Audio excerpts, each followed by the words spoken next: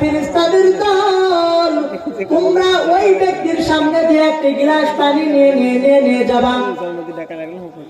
ওই ব্যক্তির সামনে দিয়ে যখন যাইবা, ওই ব্যক্তি তোমাকে বলবে আমাকে একটি গ্লাস পানি দাও। ফেরেশতাদেরকে আল্লাহ তাআলা শিখে দিতেছেন। এক পর্যায়ে ওই বান্দার সামনে দিয়ে যখন একটি গ্লাস পানি নিয়ে ফেরেশতারা রওনা দিয়েছেন,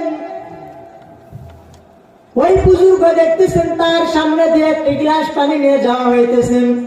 বুজুর্গ বলেন, আমাকে একটি গ্লাস পানি দিবা, আমাকে অনেক তৃষ্ণা লাগছে, অনেক ভুক লাগছে। বলে, তোমাকে একটি গ্লাস পানি দিব, বিনিময়ে তুমি আমাকে কি দিবা? বলে, কয় টাকার প্রয়োজন? বলে, পাগল হয়েছে, এটা কোনো টাকার কারবার না, এটা হলো জান্নাত জাহান্নামের জায়গা। বলে, কি প্রয়োজন আমাকে বলো।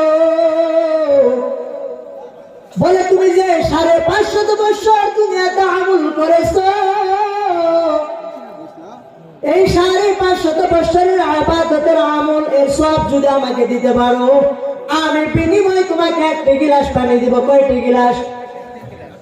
এবার ওই আল্লাহর ওলি বুজুর্গ চিন্তা করতেছেন, আমি যদি পানি না খাই মারা যাব, আর যদি পানিটা খাই, আমি এই পানি খাওয়ার কারণে আরো জীবিত থাকবো, থাকবে কি থাকবে না? বলে, মাত্র 500 বছরের ইবাদত আমি দিয়ে দেই, পরে আবার ইবাদত করব।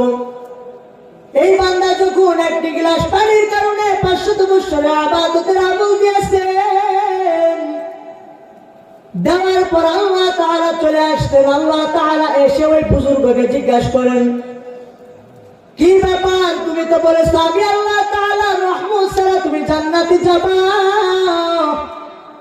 কিন্তু তুমি তো একটি গ্লাস পানির কারণে তোমার 500 বছরের ইবাদতের আমলগুলো দিয়ে দিয়েছো। বলো, এখন কিভাবে তুমি জান্নাতে যাবা? এইভাবে যখন বলা আরম্ভ করছেন, ওই বুজুর্গের ঘুমটা ভেঙে গিয়েছেন। বুজুর্গ এবার আফসোস করে আর বলে, অহংকার করে কোনো লাভ নাই। 500 বছর কেন, যদি আমি আরো হাজার হাজার হাজার হাজার বছর ইবাদত করি, ইবাদত করার কারণে আমি বলি আমার ইবাদত দিয়ে আমি জান্নাতে যাব, আল্লাহ তাআলার রহমতের কোনো প্রয়োজন নাই, আল্লাহ তাআলার সাহায্যের কোনো প্রয়োজন নাই। হাজার বছর ইবাদত করলেও আমি আল্লাহ তাআলার রহমত ছাড়া জান্নাতে যেতে পারবো না।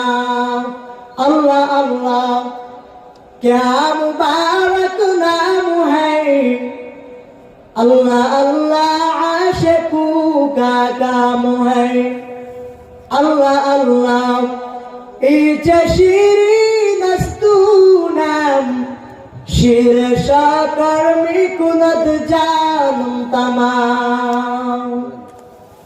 আলহামদুলিল্লাহ, যেগুলো কথা বললাম, আসলে এখানে কথা বলার যোগ্যতা কিন্তু আমার এখনো হয় নাই। এখানে অধিকাংশই আমার বড় ভাই বয়সী